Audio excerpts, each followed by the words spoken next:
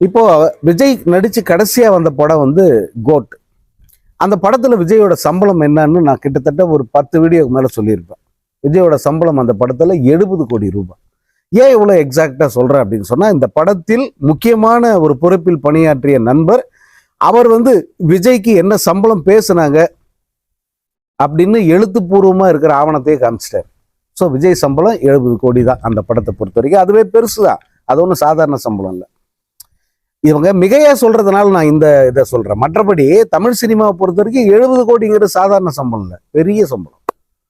So இந்த அந்த கோட்டு படத்துக்கு அவர் வாங்கினது அதுதான். சரி, அதுக்கு முன்ன லியோன்னு ஒரு படம் பண்ணார். அந்த லியோன்ற படம் யார் தயாரிச்சாங்க? அதை வந்து விஜயனுடைய மேனேஜர் தயாரிக்கிறார். அப்போ யார் அதுக்கு தயாரிப்பாளர்னு வெளியே காமிச்சாங்கன்னா, அவர் வந்து பெயருக்கு ஒரு தயாரிப்பாளராக அதில் பணியாற்றியவர். அது அப்புறம் அவரே சொல்லிட்டாரு, நான் இந்த படத்துல நான் தயாரிப்பாளரை வேலை பார்த்தேன், என்னுடைய ஷேர் இவ்வளவுதான் எனக்கு கொடுத்துட்டாங்க, இதை வச்சுட்டு நான் வேற படம் பண்றேன் அப்படின்னு சொல்லிட்டாரு. அதே போல இந்த லியோ ஸ்கேம் என்னங்கிறது டீட்டெயிலா நம்ம வந்து ஏற்கனவே வந்து வீடியோ வெளியிட்டு இருக்கோம். அதுல வந்து அந்த படம் உண்மையில என்ன சம்பாதிச்சது, விஜய்க்கு என்ன சம்பளம், இதெல்லாம் வந்து அதுல தெளிவா வந்து சொல்லிட்டாங்க. விஜய்க்கு வந்து அந்த படத்துல 60 கோடி கூட சம்பளம் கிடையாது. எந்த படத்துல? இவங்க 200 கோடி 250 கோடி அப்படின்னு கூவுனாங்களே, அந்த லியோ படத்தில் விஜயினுடைய சம்பளமாக காட்டப்படுவது 60 கோடி கூட இல்லை. இப்போ இவங்க இது எல்லாத்துக்குமே வந்து டாக்குமெண்ட் சப்மிட் பண்ணியிருக்காங்க.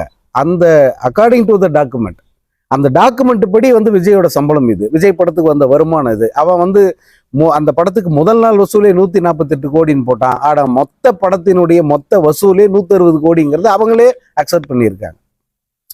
இப்போ இதுதான் விஜயோடைய உண்மையான மார்க்கெட் நிலவரம்.